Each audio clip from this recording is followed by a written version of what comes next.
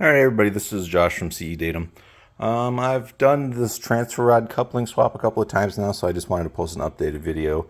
The earlier video I posted, I went through a lot of steps to remove screws from the sides, the faceplate, in order to lift this whole thing up in order to get the transfer rod coupling in there, but I realized you don't really have to do all that. It's a lot of extra steps. So the first thing you got to do is rotate this platter so that it lines up with the transfer rod coupling. Because usually what happens is this platter will be crooked like that, and then you try to engage the player and the transfer rod coupling can't come up through that hole, and so then it snaps off your transfer rod coupling like this. Usually they're white. That's the replacement. So the first thing you want to do is line up so that your hole is lined up, and then right in here next to this bottom roller there's going to be one screw. You can take that screw out so that gives you a little bit more flexibility for this right here, for when you put the new one in. And then you have to remove this fuse cover. You want to make sure the player's unplugged first. Always got to be unplugged when you're working around the fuses and stuff like that. But you remove this cover.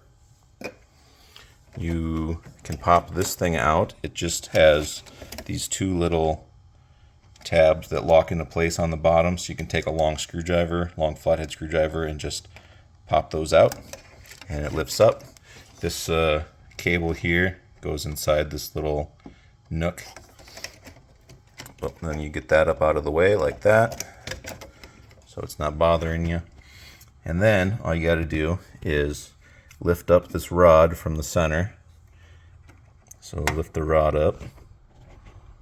You got to kind of hold it up with one hand like that, so that you can grab it with the other hand like this.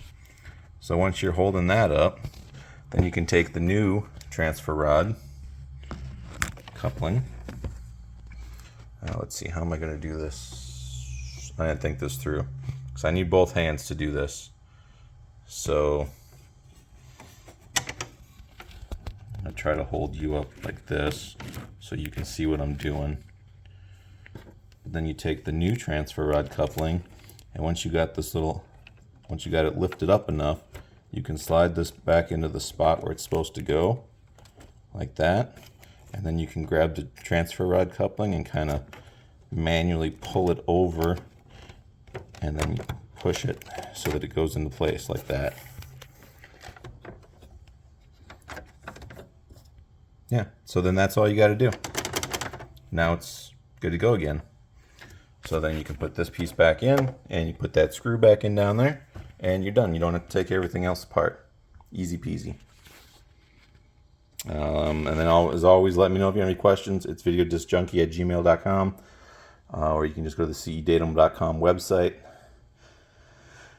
And I am going to have these transfer rod couplings available. So if you need replacements, let me know. Thanks.